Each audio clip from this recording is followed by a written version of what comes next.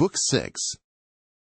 The fight between Trojans and Achaeans was now left to rage as it would, and the tide of war surged hither and thither over the plain, as they aimed their bronze-shod spears at one another between the streams of Simois and Xanthus. First, Ajax son of Telamon, tower of strength to the Achaeans, broke a phalanx of the Trojans, and came to the assistance of his comrades by killing Acamas, son of Eucerus, the best man among the Thracians, being both brave and of great stature. The spear struck the projecting peak of his helmet. Its bronze point then went through his forehead into the brain, and darkness veiled his eyes. Then Diomed killed Axylus, son of Teuthranus, a rich man who lived in the strong city of Arisbe, and was beloved by all men, for he had a house by the roadside, and entertained everyone who passed. Howbeit not one of his guests stood before him to save his life, and Diomed killed both him and his squire Caletius, who was then his charioteer. So the pair passed beneath the earth. Euryalus killed Dressus and Epheltius, and then went in pursuit of Aesepus and Pedasus, whom the Naiad nymph Abarbaria had borne to noble Bucolion. Bucolion was eldest son to Laomedon, but he was a bastard. While tending his sheep he had converse with the nymph, and she conceived twin sons. These the son of Mecistius now slew, and he stripped the armor from their shoulders. Polypoetes then killed Astylus, Ulysses Pidites of Percote, and Teucer Aretan. Ablerus fell by the spear of Nestor's son Antilochus, and Agamemnon, king of men, killed Elatus, who dwelt in Pedasus, by the banks of the river Satnioeus. Letus killed Phylacus as he was flying, and Eurypylus slew Melanthus. Then Menelaus of the loud war cry took Adrestus alive, for his horses ran into a tamarisk bush as they were flying wildly over the plain and broke the pole from the car. They went on towards the city along with the others in full flight, but Adrestus rolled out and fell in the dust flat on his face by the wheel of his chariot. Menelaus came up to him spear in hand, but Adrestus caught him by the knees, begging for his life. "Take me alive," he cried, "son of Atreus, and you shall have a full ransom for me.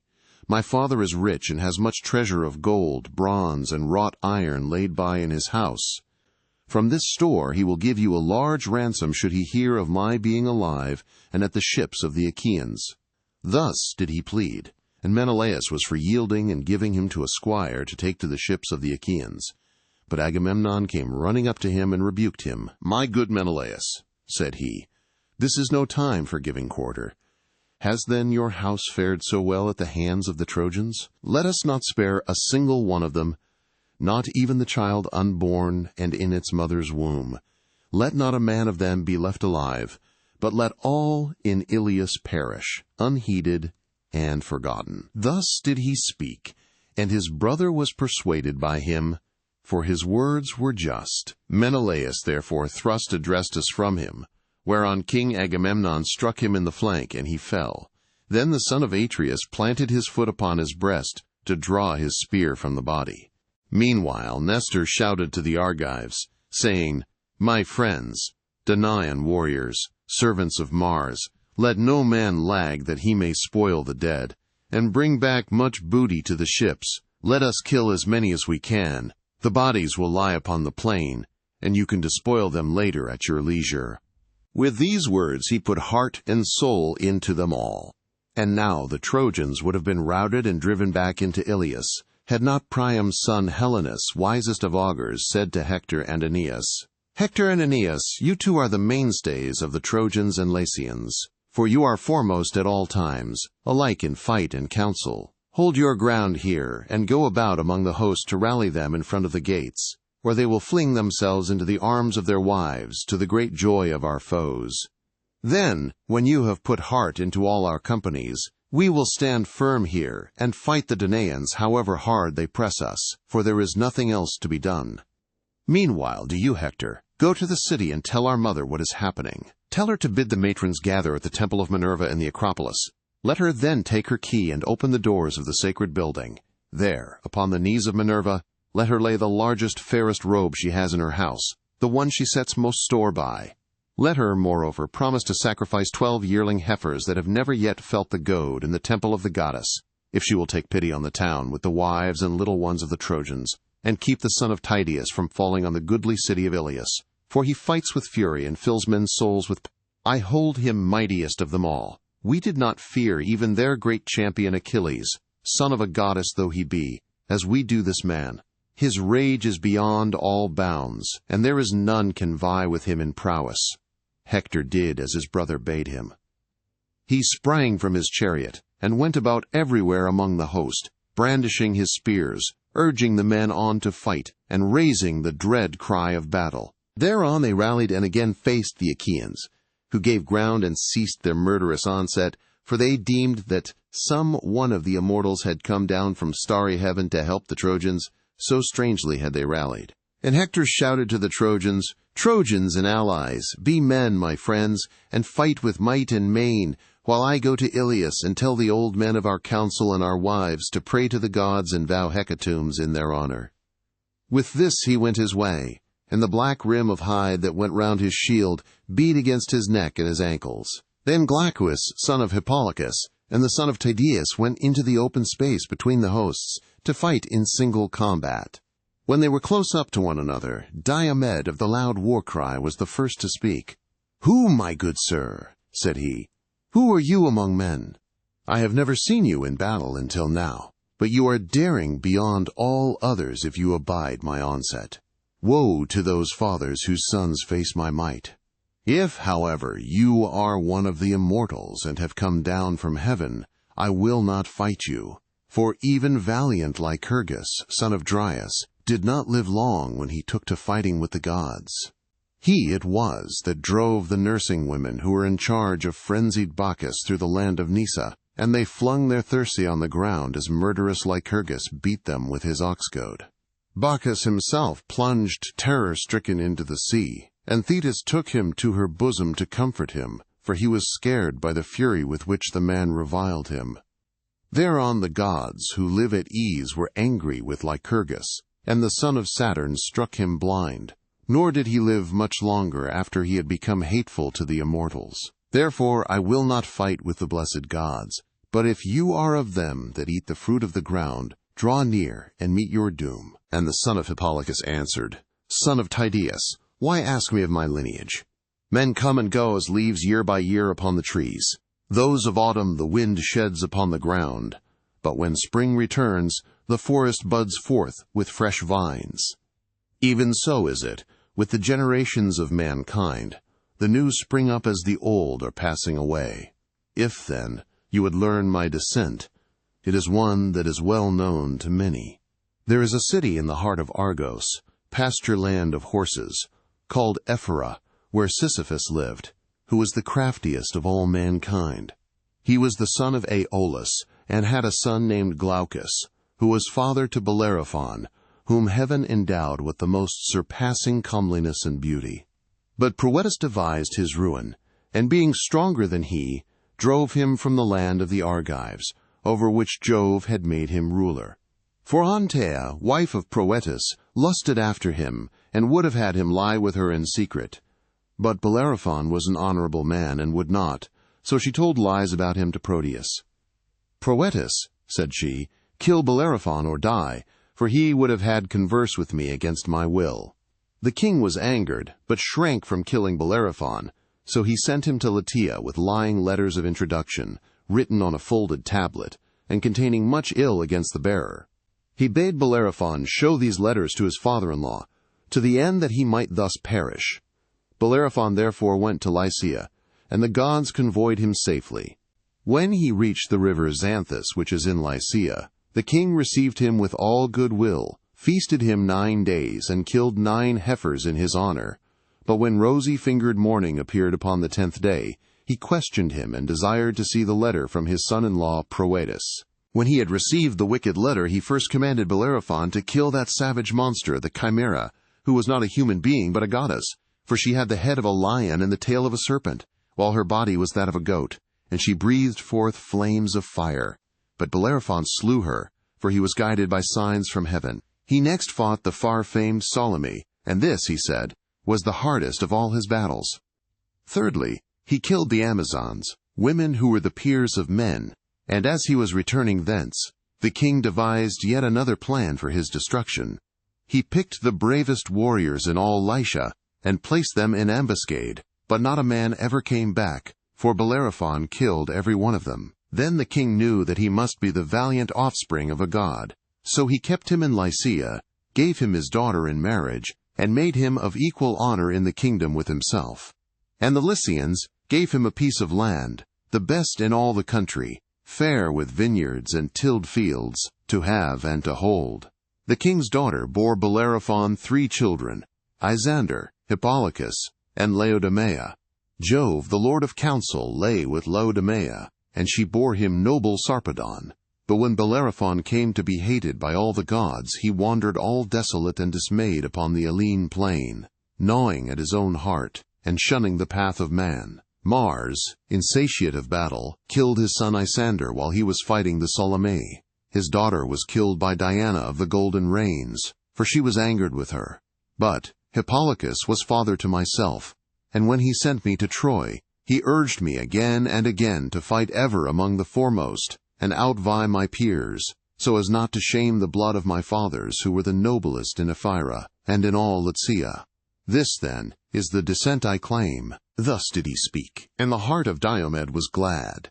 He planted his spear in the ground, and spoke to him with friendly words. Then he said, "You are an old friend of my father's house." Great Aeneas once entertained Bellerophon for 20 days, and the two exchanged presents.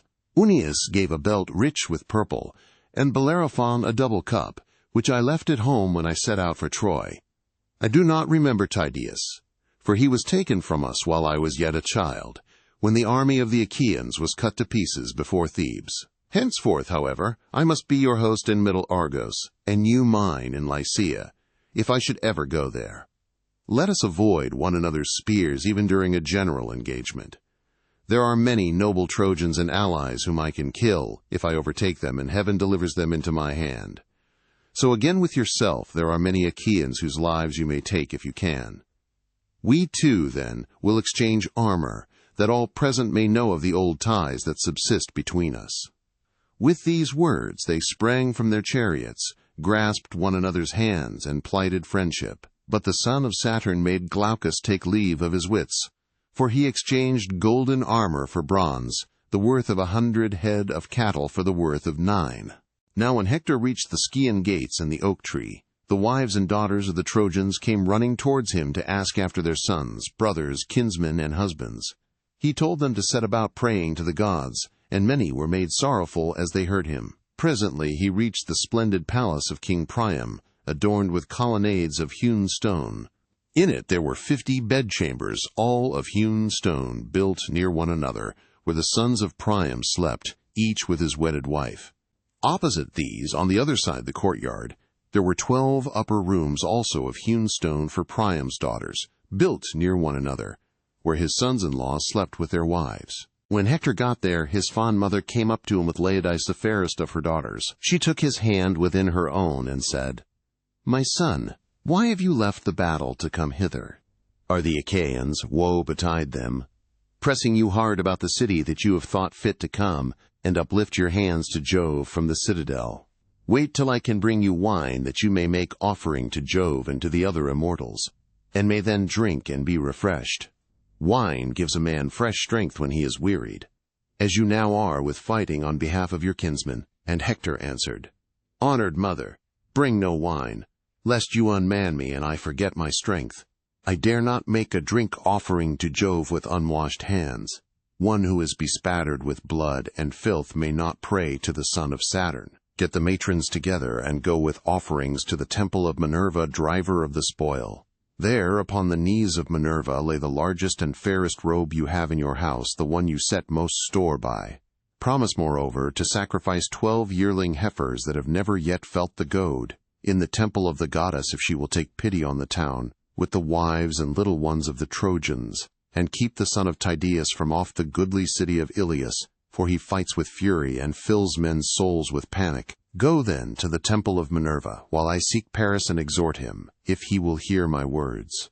Would that the earth might open her jaws and swallow him, for Jove bred him to be the bane of the Trojans, and of Priam and Priam's sons. Could I but see him go down into the house of Hades, my heart would forget its heaviness. His mother went into the house and called her waiting women, who gathered the matrons throughout the city. She then went down into her fragrant storeroom, where her embroidered robes were kept, the work of Sidonian women, whom Alexandrus had brought over from Sidon when he sailed the seas upon that voyage during which he carried off Helen. Hecuba took out the largest robe, and the one that was most beautifully enriched with embroidery, as an offering to Minerva. It glittered like a star, and lay at the very bottom of the chest. With this she went on her way, and many matrons with her. When they reached the temple of Minerva, lovely Theano, daughter of Cisseus and wife of Antenor, opened the doors, for the Trojans had made her priestess of Minerva. The women lifted up their hands to the goddess with a loud cry, and Theano took the robe to lay it upon the knees of Minerva, praying the while to the daughter of great Jove.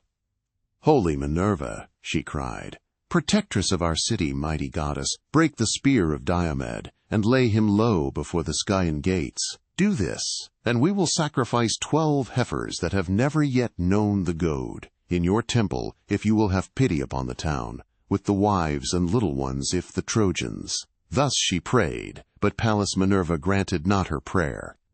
While they were thus praying to the daughter of great Jove, Hector went to the fair house of Alexandrus, which he had built for him by the foremost builders in the land. They had built him his house, storehouse, and courtyard, near those of Priam and Hector on the Acropolis.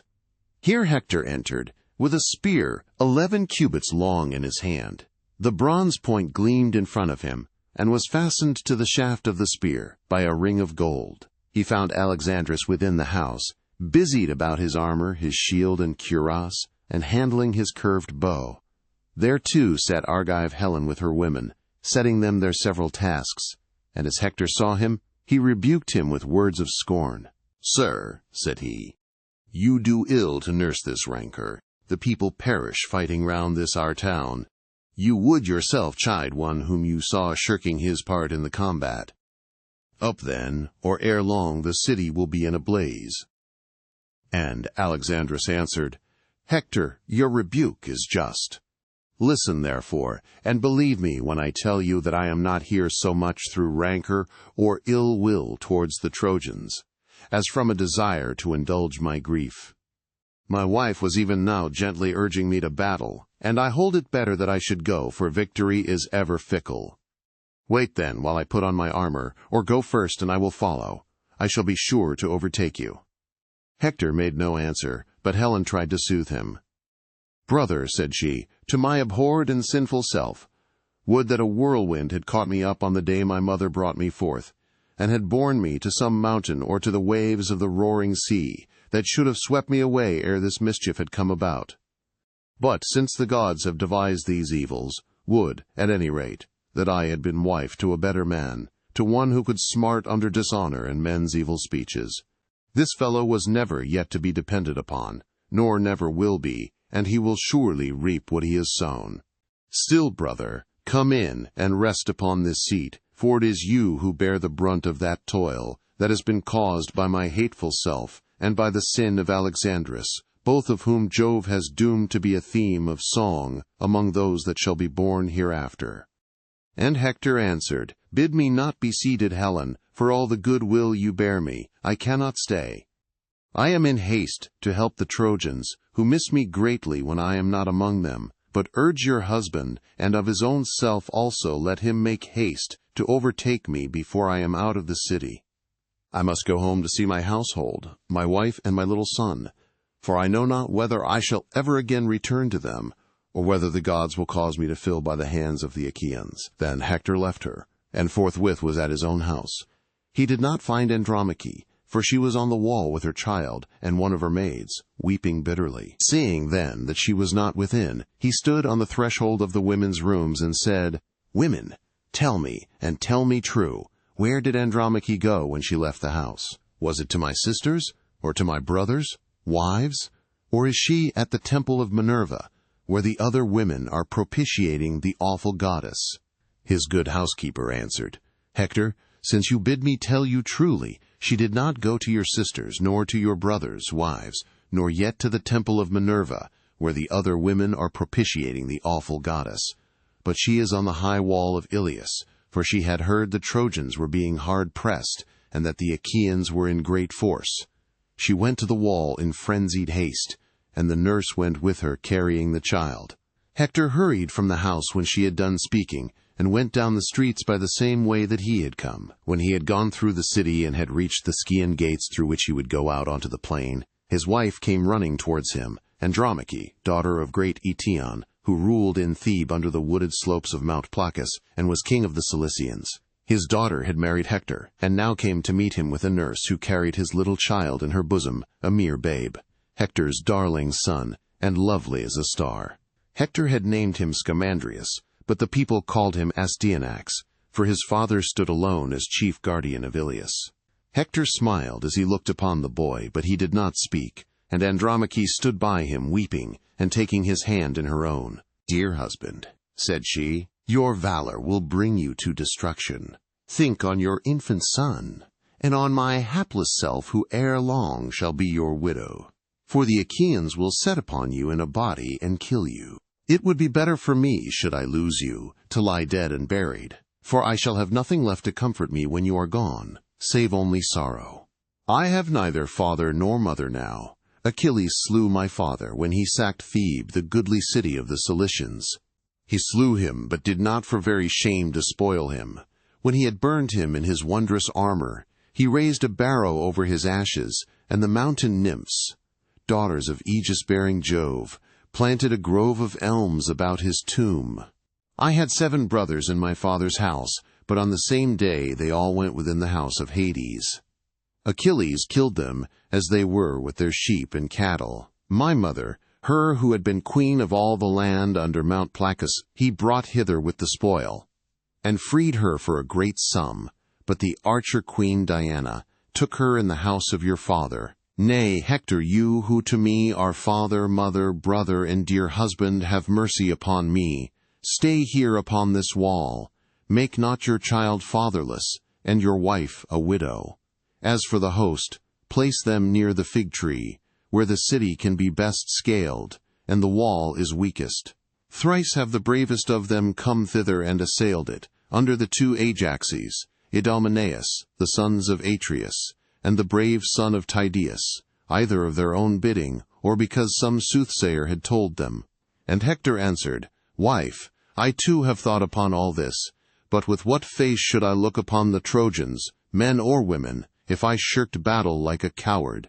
I cannot do so. I know nothing save to fight bravely in the forefront of the Trojan host, and win renown alike for my father and myself. Well do I know that the day will surely come when mighty Ilias shall be destroyed with Priam and Priam's people.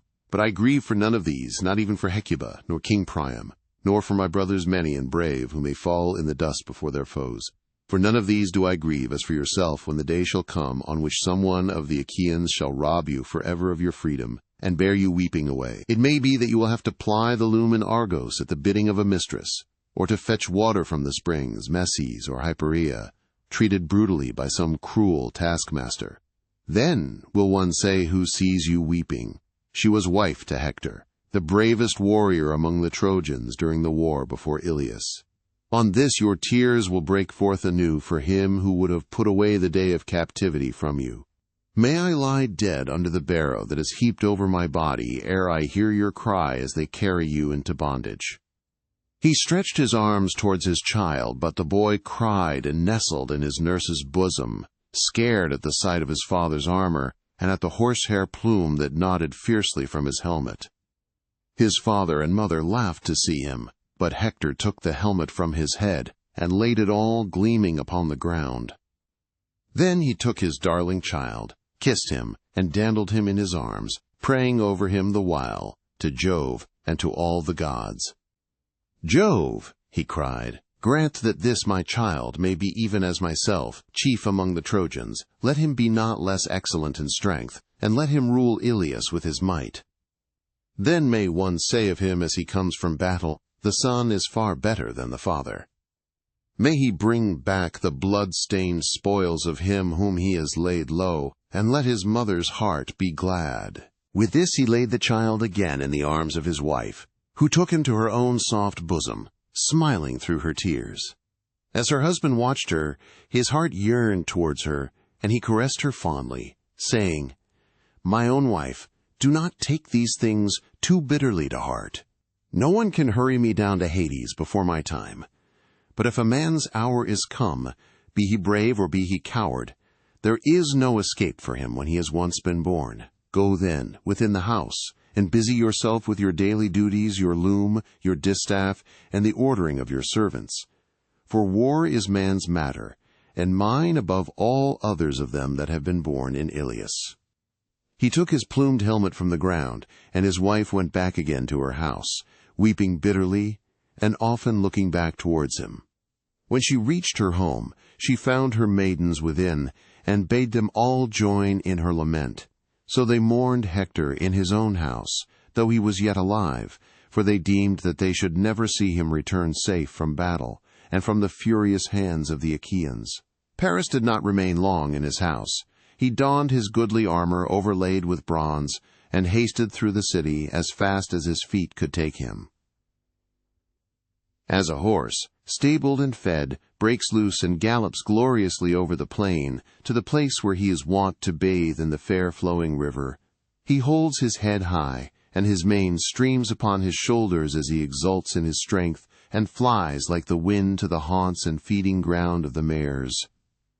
Even so went forth Paris from high Pergamus, gleaming like sunlight in his armor, and he laughed aloud as he sped swiftly on his way.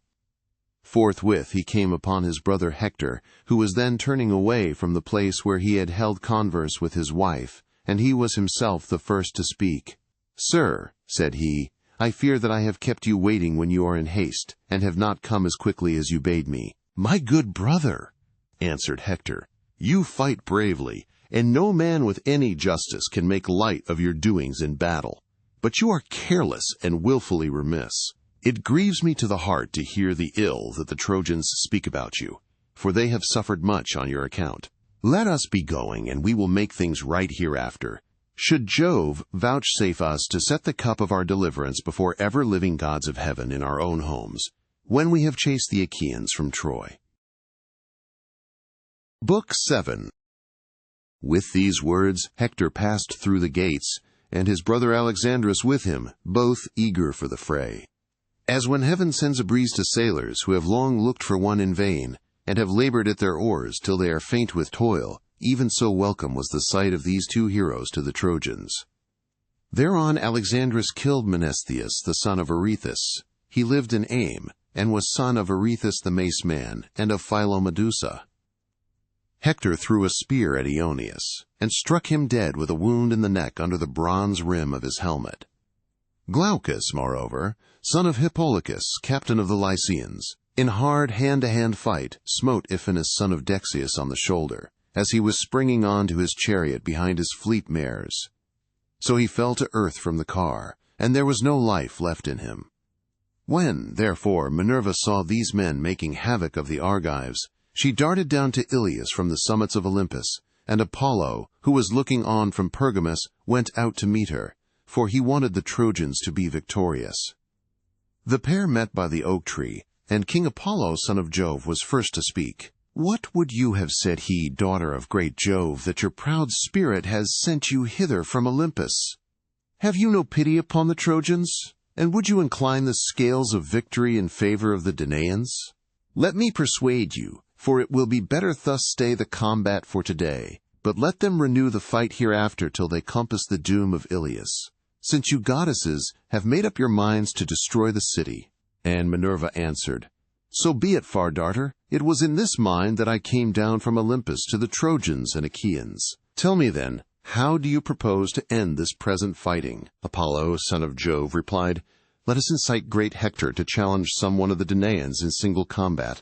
On this the Achaeans will be shamed into finding a man who will fight him." Minerva assented, and Helenus, son of Priam, divined the counsel of the gods. He therefore went up to Hector and said, "Hector, son of Priam, peer of gods in council, I am your brother. Let me then persuade you. Bid the other Trojans and Achaeans, all of them, take their seats, and challenge the best man among the Achaeans to meet you in single combat. I have heard the voice of the ever-living gods, and the hour of your doom is not yet come." Hector was glad when he heard this saying, and went in among the Trojans, grasping his spear by the middle to hold them back, and they all sat down. Agamemnon also bade the Achaeans be seated. But Minerva and Apollo, in the likeness of vultures, perched on Father Jove's high oak tree, proud of their men, and the ranks sat close ranged together, bristling with shield and helmet and spear. As when the rising west wind furs the face of the sea and the waters grow dark beneath it, so sat the companies of Trojans and Achaeans upon the plain. And Hector spoke thus: "Hear me, Trojans and Achaeans, that I may speak even as I am minded. Jove on his high throne has brought our oaths and covenants to nothing, and foreshadows ill for both of us, till you either take the towers of Troy, or are yourselves vanquished at your ships. The princes of the Achaeans are here present in the midst of you. Let him, then, that will fight me stand forward as your champion against Hector. Thus I say, and may Jove be witness between us.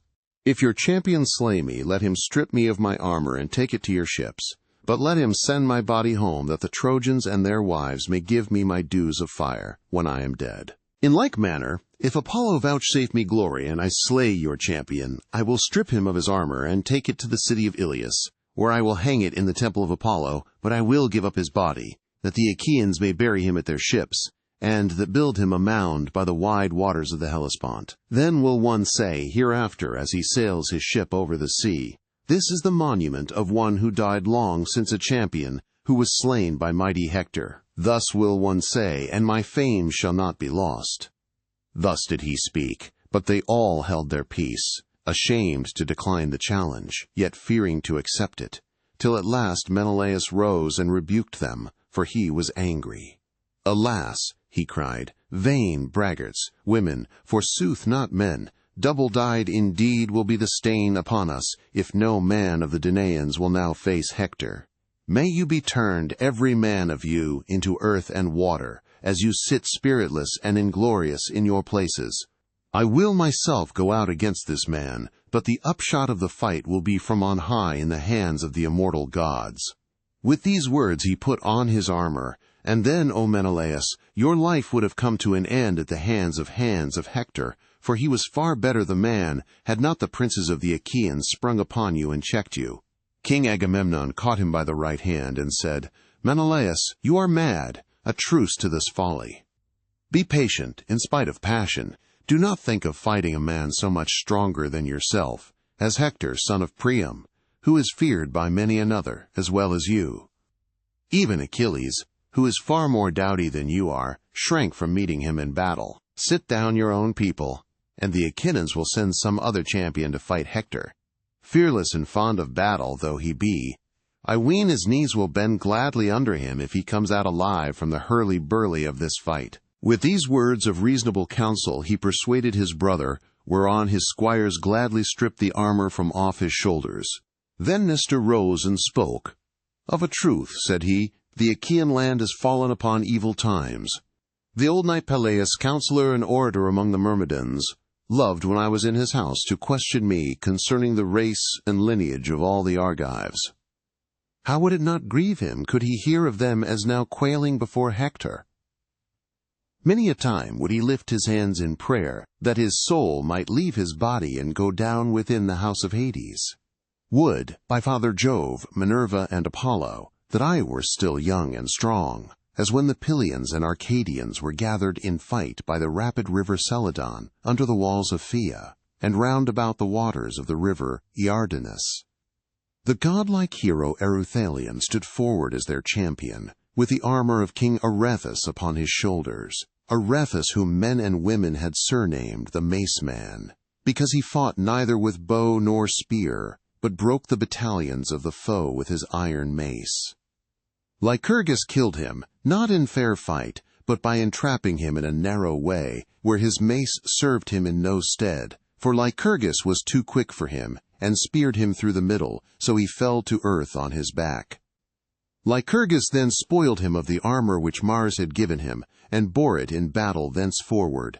But when he grew old and stayed at home, he gave it to his faithful squire, Eruthalion, who in this same armor challenged the foremost men among us. The others quaked and quailed, but my high spirit bade me fight him, though none other would venture.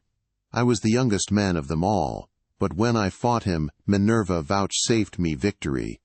He was the biggest and strongest man that ever I killed, and covered much ground as he lay sprawling upon the earth. Would that I were still young and strong as I then was, for the son of Priam would then soon find one who would face him. But you, foremost among the whole host though you be, have none of you any stomach for fighting Hector. Thus did the old man rebuke them, and forthwith 9 men started to their feet. Foremost of all uprose King Agamemnon, and after him brave Diomed the son of Tydeus.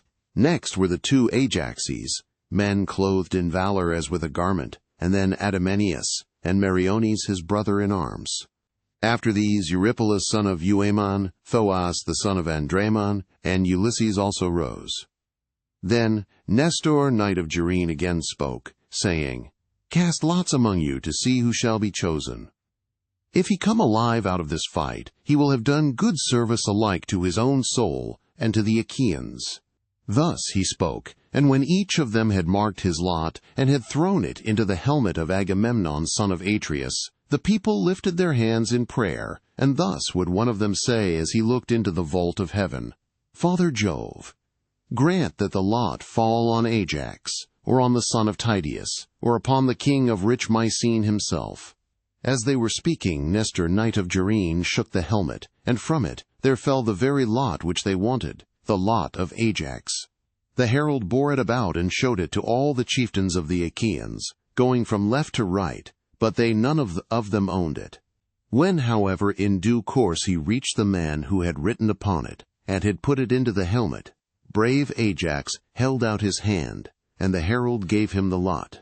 When Ajax saw him mark, he knew it, and was glad. He threw it to the ground and said, My friends, the lot is mine, and I rejoice, for I shall vanquish Hector.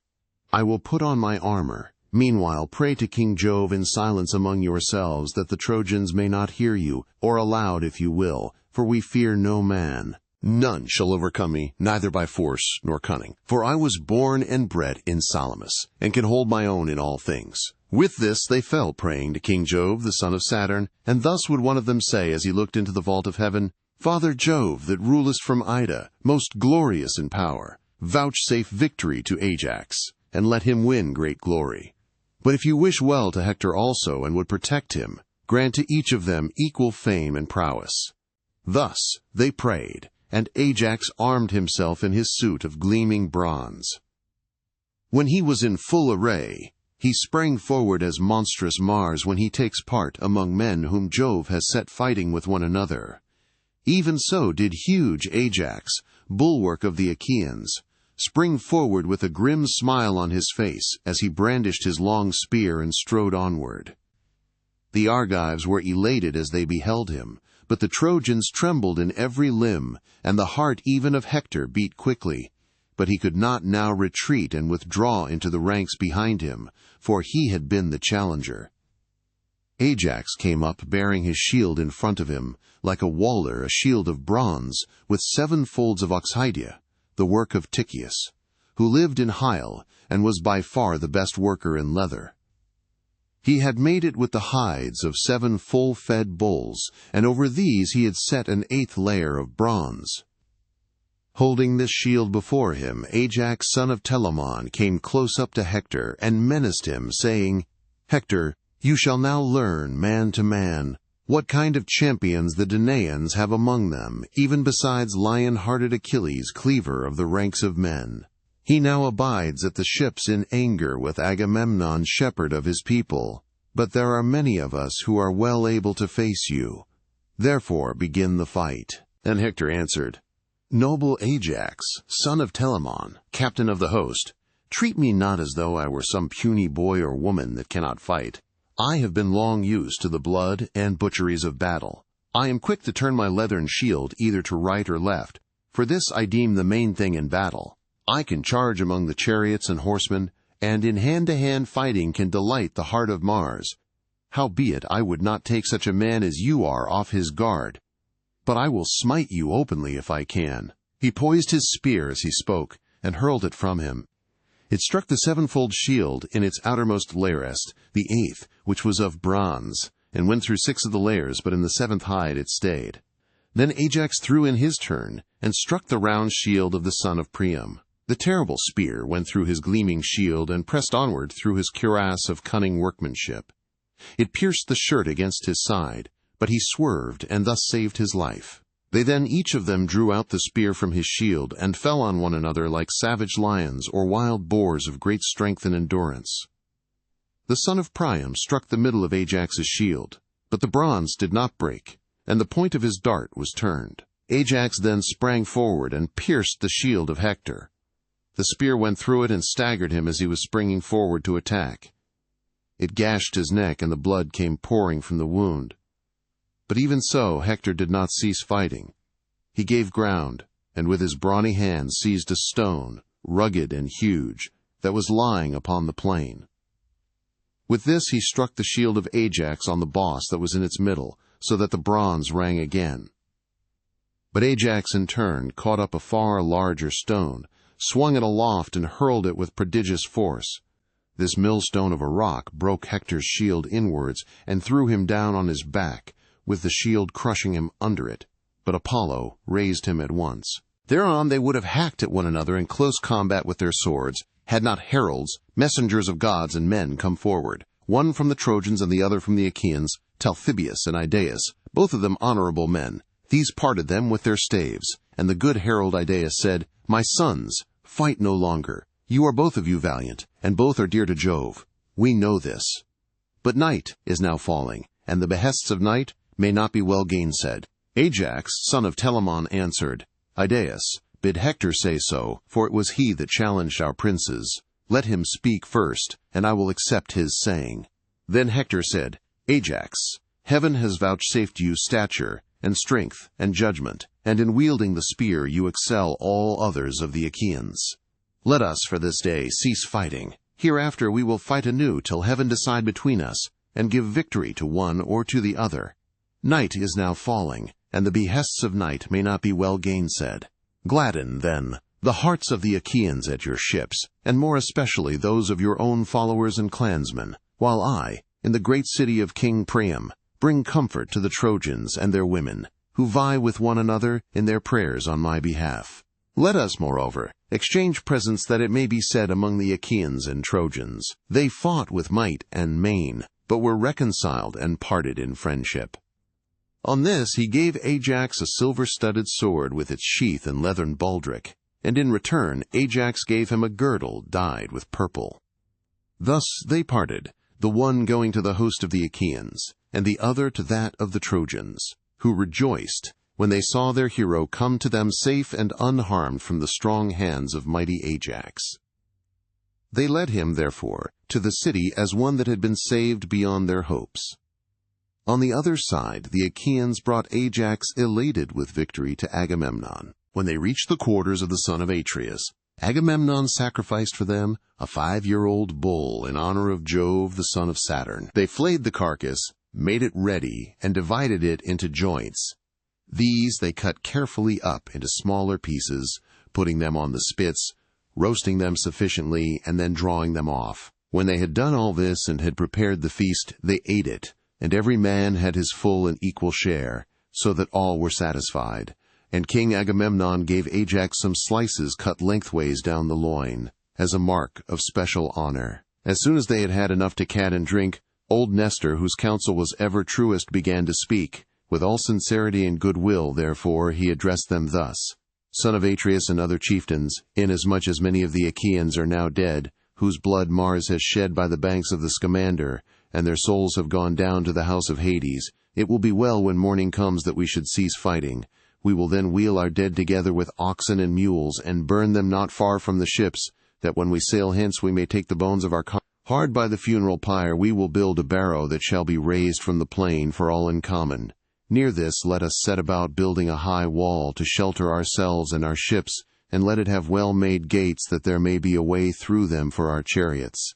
Close outside we will dig a deep trench all round it to keep off both horse and foot, that the Trojan chieftains may not bear hard upon us." Thus he spoke, and the princess shouted in applause. Meanwhile, the Trojans held a council, angry and full of discord, on the Acropolis by the gates of King Priam's palace, and wise Antenor spoke. "Hear me," he said, "Trojans, Dardanians, and allies, that I may speak even as I am minded. Let us give up Argive Helen and her wealth to the sons of Atreus, for we are now fighting in violation of our solemn covenants, and shall not prosper till we have done as I say." He then sat down, and Alexandrus, husband of lovely Helen, rose to speak. "Antenor," said he, "your words are not to my liking.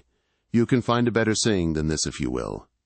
If, however, you have spoken in good earnest, then indeed has heaven robbed you of your reason. I will speak plainly, and hereby notify to the Trojans that I will not give up the woman, but the wealth that I brought home with her from Argos I will restore, and will add yet further of my own." On this, when Paris had spoken and taken his seat, Priam of the race of Dardanus, peer of gods in council, rose, and with all sincerity and goodwill addressed them thus: "Hear me, Trojans, Dardanians, and allies, that I may speak even as I am minded. Get your suppers now as hitherto throughout the city, but keep your watches, and be wakeful. At daybreak let Idaeus go to the ships, and tell Agamemnon and Menelaus, sons of Atreus, the saying of Alexandrus, through whom this quarrel has come about. And let him also be instant with them that they now cease fighting till we burn our dead. Hereafter we will fight anew, till heaven decide between us, and give victory to one or to the other." Thus did he speak, and they did even as he had said. They took supper in their companies, and at daybreak Idaeus went his way to the ships.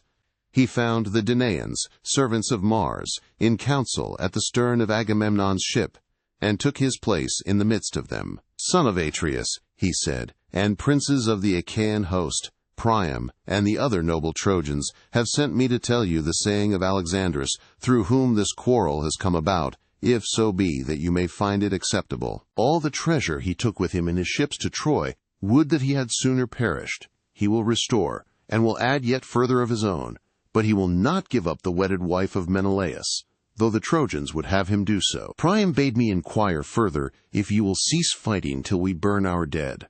Hereafter we will fight anew, till heaven decide between us, and give victory to one or to the other." They all held their peace, but presently Diomed of the loud war cry spoke, saying, "Let there be no taking, neither treasure, nor yet Helen, for even a child may see that the doom of the Trojans is at hand." The sons of the Achaeans shouted applause at the words that Diomed had spoken, and thereon King Agamemnon said to Idaeus, "Idaeus, you have heard the answer the Achaeans make you, and I with them. But as concerning the dead, I give you leave to burn them, for when men are once dead there should be no grudging them the rites of fire. Let Jove, the mighty husband of Juno, be witness to this covenant." As he spoke, he upheld his scepter in the sight of all the gods, and Idaeus went back to the strong city of Ilias. The Trojans and Dardanians were gathered in council waiting his return. When he came, he stood in their midst and delivered his message. As soon as they heard it, they set about their twofold labor, some to gather the corpses, and others to bring in wood. The Argives on their part also hastened from their ships, some to gather the corpses, and others to bring in wood. The sun was beginning to beat upon the fields, fresh risen into the vault of heaven from the slow, still currents of deep Oceanus, when the two armies met. They could hardly recognize their dead, but they washed the clotted gore from off them, shed tears over them, and lifted them upon their wagons. Priam had forbidden the Trojans to wail aloud, so they heaped their dead sadly and silently upon the pyre, and having burned them went back to the city of Ilias. The Achaeans in like manner heaped their dead sadly and silently on the pyre, and having burned them went back to their ships. Now in the twilight, when it was not yet dawn, chosen bands of the Achaeans were gathered round the pyre and built one barrow that was raised in common for all, and hard by this they built a high wall to shelter themselves and their ships. They gave it strong gates that there might be a way through them for their chariots, and close outside it they dug a trench deep and wide, and they planted it within with stakes. Thus did the Achaeans toil, and the gods, seated by the side of Jove, the lord of lightning, marveled at their great work. But Neptune, lord of the earthquake, spoke, saying, "Father Jove, what mortal in the whole world will again take the gods into his counsel? See you not how the Achaeans have built a wall about their ships and driven a trench all round it, without offering hecatombs to the gods? The fame of this wall will reach as far as dawn itself, and men will no longer think anything of the one which Phoebus Apollo and myself built with so much labor for Laomedon." Jove was displeased and answered, "What, O shaker of the earth, are you talking about? A god less powerful than yourself might be alarmed at what they are doing, but your fame reaches as far as dawn itself. Surely when the Achaeans have gone home with their ships, you can shatter their wall and wring it into the sea. You can cover the beach with sand again, and the great wall of the Achaeans will then be utterly effaced." Thus did they converse, and by sunset the work of the Achaeans was completed. They then slaughtered oxen at their tents, and got their supper. Many ships had come with wine from Lemnos, sent by Euneus the son of Jason, born to him by Hypsipyle. The son of Jason freighted them with 10,000 measures of wine, which he sent specially to the sons of Atreus, Agamemnon, and Menelaus. From this supply the Achaeans bought their wine, some with bronze, some with iron, some with hides, some with whole heifers, and some again with captives.